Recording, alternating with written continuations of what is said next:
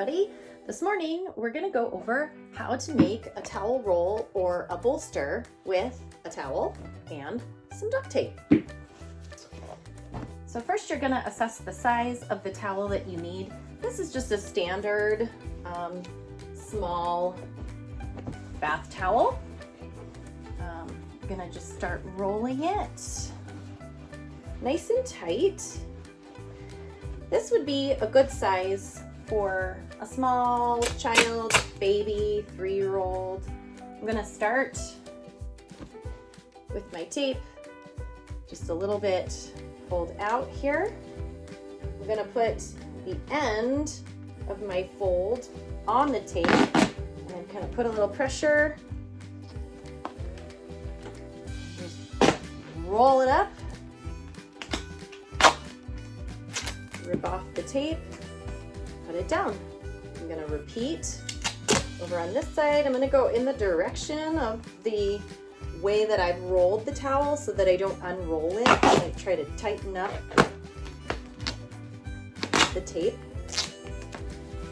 And there you go. This is a small rolled towel for, maybe small 20 to 30 pound child. You can put the elbows over the towel roll. Gives them a nice prop, able to lift their head up.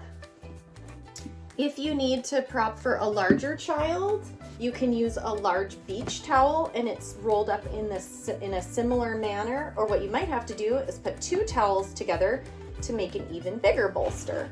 If you make a bigger bolster, you might even be able to sit a small child on it, straddle style, and use it in a variety of different ways, with propping over the belly, or sitting one way, straddle style, or sitting like it's a bench. You can do lots of stuff with a rolled up towel and a little bit of duct tape.